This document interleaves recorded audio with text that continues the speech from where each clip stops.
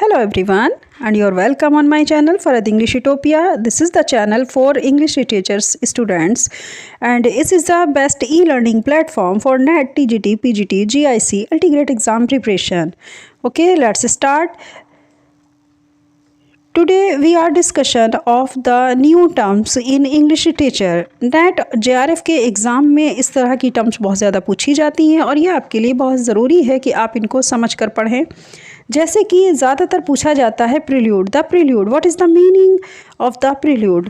तो अगर प्रील्यूड का आता है किसी तरह का क्वेश्चन या आपको टीजीटी पीजीटी के एग्ज़ाम में भी देखने को मिलता है तो आप इसे किस तरह से सही ऑप्शन पर अपने टिक मार्क करेंगे, यही डिस्कशन आज आपके साथ हम कर रहे हैं। The prelude is an autobiographical poem in blank verse. Prelude क्या है? एक ऑटोबायोग्राफिकल पोएम है जो कि ब्लैंक वर्स में लिखी गई। Intended as introduction to the recluse. Prelude is a personal poem. Prelude एक पर्सनल पोएम कहलाती है। जाहिर सी बात है, आप खुद ही समझिए, जिसमें ऑटोबायोग्राफिकल पोएम का नाम आया तो इसका मतलब क्या है कि पर्सनल पोएम है। Wordsworth began this in 1798 at the age of 28 and continue to work on it through his life. 28 age में 1798 में वर्ड्सवर्थ ने इस पे काम करना शुरू किया और इस वर्क को स्टार्ट किया अपनी ही जीवन में। He never give it a title, तब उन्होंने इसका कोई भी टाइटल नहीं दिया था। He called it the poem on the growth of my own mind. It was publish 3 months after Wordsworth death in 1850 and is final name given to it by his widow Mary. उनकी मृत्यु के बाद जब 1850 में उसके ठीक 3 महीने बाद उनकी पत्नी मैरी ने इसको फाइनली टाइटल जो इसको दिया गया या इसे नाम दिया गया, तो वो काम किसने किया? उनकी विडो मैरी ने। In Prelude book 6 is named Cambridge and the Alps, in which he talked about Cambridge University. Prelude book में जो 6th एडिशन था उसमें उन्होंने जिक्र किया कैम्ब्रिज एंड आप्स के नाम से। इस बुक को इन्होंने पब्लिश कराया और उसमें जो उन्होंने टॉक्ड की यानी कि जो उन्होंने बताया है वो बताया है कैम्ब्रिज यूनिवर्सिटी के बारे में। ओके, चलिए, तो ये था आपका प्रील्यूड। अभी जो मैंने आपके साथ डिस्कस किया प्रील्यूड था, कहाँ से ये शुरू हुआ, कौन से राइटर्स थे या कौन से ऑथर्स थे जिन्होंने इस पर वर्क किया और किस तरह से इसका जो है नॉमिनेशन हुआ, ये आपको देखना है प्रील्यूड के बारे में। और ये कैसी पोएम होती है? ये एक ऑटोबायोग्राफिकल पोएम होती है, ये भी आप समझ गए होंगे। ओके, नेक्स्ट देखते हैं इसके ऊपर किस तरह से क्वेश्चन पूछा गया था। विच British university figures in William Wordsworth prelude.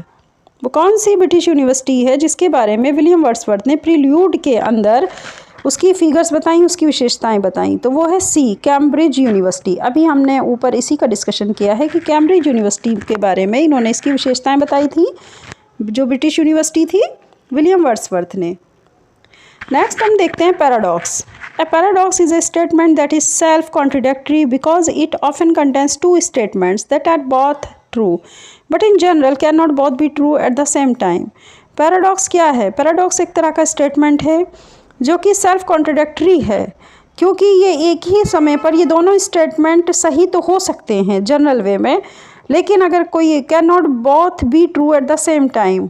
इसने कहा गया कि 2 statements that are both true but in general, सामान्य तौर पर दो स्टेटमेंट एक ही समय पर तो सत्य हो सकते हैं, लेकिन पैराडॉक्स में क्या है कि एक ही समय पर 2 स्टेटमेंट सत्य नहीं हो सकते। Can not both be true at the same time, लेकिन एक ही समय पर 2 स्टेटमेंट सत्य नहीं हो सकते। तो ये क्या कहलाता है? It is called the paradox. इसके ऊपर हम अपना क्वेश्चन देखते हैं। The statement that there are none so credulous as infidels is an illustration of. से पूछा गया है वो कौन से ऐसे स्टेटमेंट्स हैं जिनका इलस्ट्रेशन, जिनका उदाहरण एक समय पर एक जैसा नहीं होगा, तो वो है आपका paradox. The statement that there are none so credulous as infidels is an illustration of, बताइए किसका उदाहरण है? मैंने अभी आपको बताया कि none so credulous as infidels is an illustration of paradox, क्योंकि ये स्टेटमेंट एक समय पर दोनों सही नहीं हो सकते। Feminine rhyme, what is the feminine rhyme?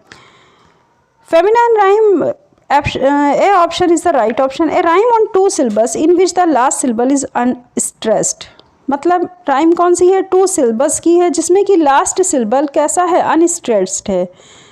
तो इसका answer A option is the right option. A rhyme between straight syllables followed by 1 or more unstressed syllables. Example, stocking, shocking and ग्लैमोरस।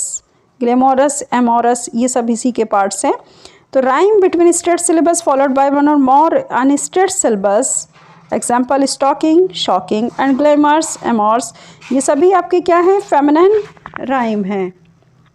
Okay, ये कुछ टर्म्स थी जो आज मैंने आपके साथ डिस्कस की। अगर आप इसी तरह की टर्म्स का डिस्कशन और ज़्यादा चाहते हैं तो कमेंट बॉक्स में लिख करके हमें सेंड कर सकते हैं।